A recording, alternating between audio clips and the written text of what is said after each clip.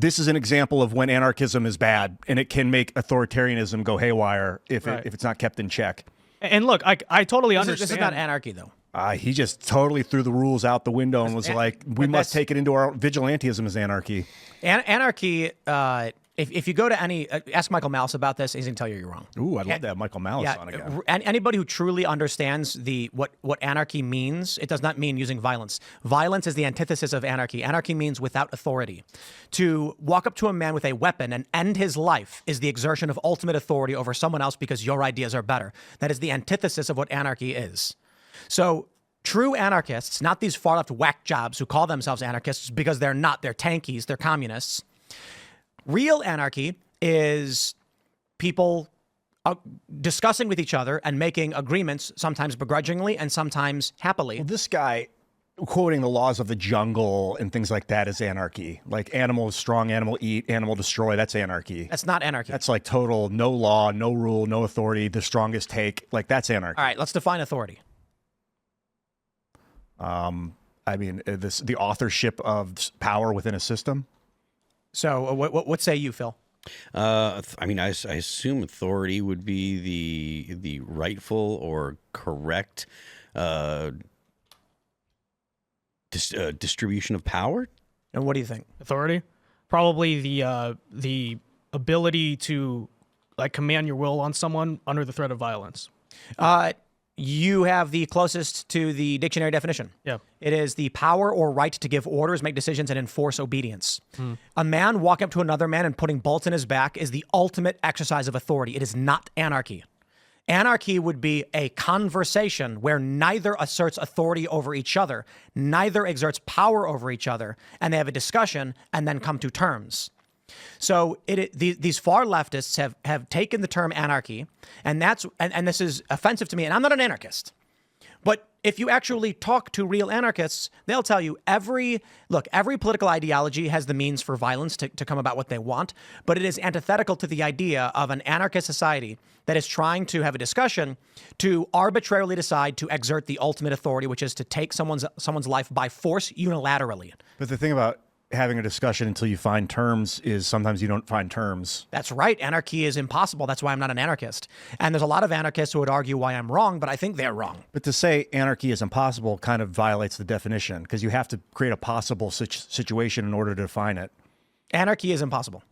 The reason why is in history there have been a few short-lived anarchist societies. Most notably is the Catalonia anarchist commune or whatever they'd call it. And the problem is when no one has the authority to exert any power or direct obedience, those that do crush them instantly. Exactly. Right. Yeah, that's what always will happen is somebody will take authority. So in some systems that you want to refer to as anarchist, maybe just bringing that word up is a mistake. Maybe it's totally impossible to say the antithesis, anti-authority is non-existent. There will always be some authority. Right. I mean, you look at the Chaz and the Chop; those are supposed to be, the autonomous zone and stuff like that.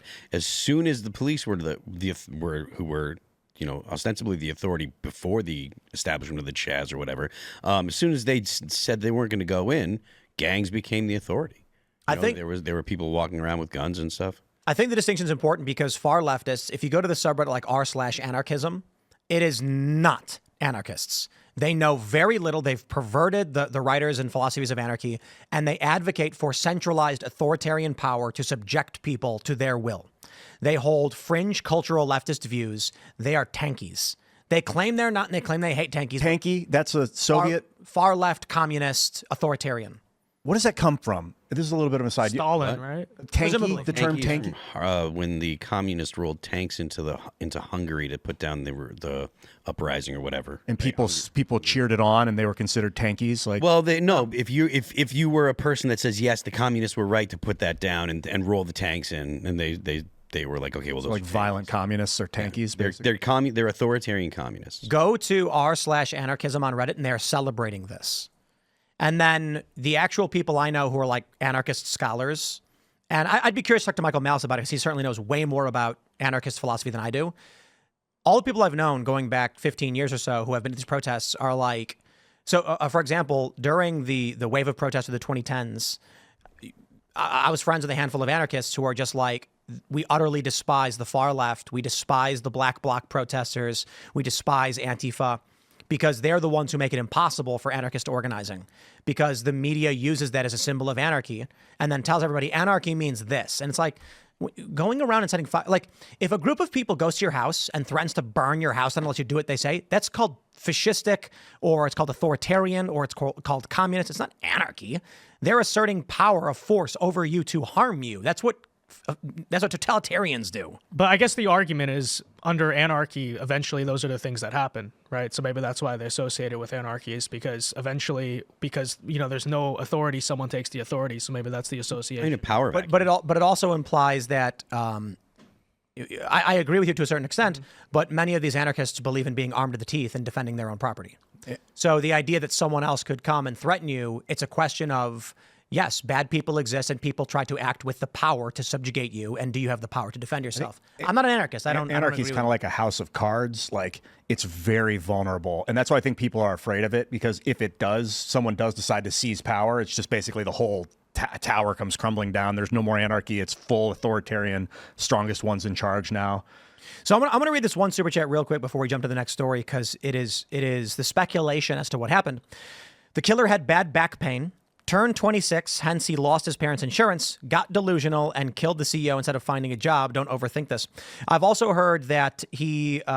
there's so many rumors, man. We don't know. Yeah. Some are claiming that because of the back pain, he started taking psychedelics because he was trying to relieve himself, that he had problems with getting the surgery paid for. He got radicalized, took various drugs to alter his mind because of the pain or for whatever, and then came to some diluted reality. Thanks for checking out this clip from Timcast IRL. Make sure to watch the show live Monday through Friday at 8 p.m. Subscribe to this channel, and we will see you all there.